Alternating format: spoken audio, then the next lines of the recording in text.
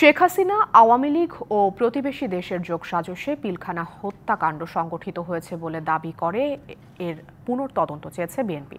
পাশাপাশি সুষ্ঠু বিচার নিশ্চিতে তদন্ত কমিশন গঠনের দাবি জানিয়েছে দলটি। দুপুরে রাজধানীর গুলশানে বিএনপি চেয়ারপারসনের কার্যালয়ে সংবাদ সম্মেলনে হাফিজ উদ্দিন আহমেদ বলেন, সেনাবাহিনীর নৈতিকতা ভেঙে দিয়ে বাংলাদেশকে ব্যর্থ এবং নতজানু রাষ্ট্রে পরিণত করাই ছিল হত্যাকাণ্ডের উদ্দেশ্য।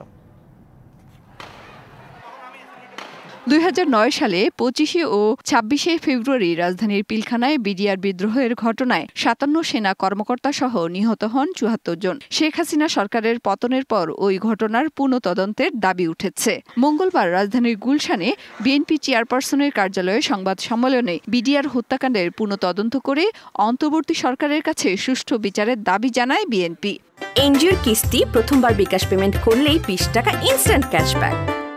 নারকীয় হত্যাকাণ্ডের নতুনভাবে বিচার করে তদন্ত করে পুনর্বিচার করতে হবে। এ সময় পিলখানা হত্যাকাণ্ডের জন্য ক্ষমতাচ্যুত প্রধানমন্ত্রী শেখ হাসিনা, আওয়ামী লীগ ও প্রতিবেশী দেশকে দায়ী করেন বিএনপি নেতা হাফিজ উদ্দিন আহমেদ।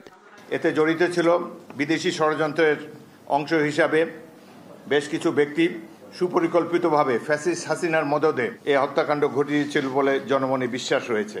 বিডিআর হত্যাকাণ্ডের সুষ্ঠু বিচার নিশ্চিতে বর্তমান স্বরাষ্ট্র উপদেষ্টার উদ্যোগকে স্বাগত জানিয়ে 2009 সালে তার নেতৃত্বে সেনাবাহিনী তদন্ত কমিটির প্রতিবেদন জাতির সামনে প্রকাশের আহ্বান জানায় বিএনপি। মেহের মনি, ডিবিসি নিউজ, ঢাকা।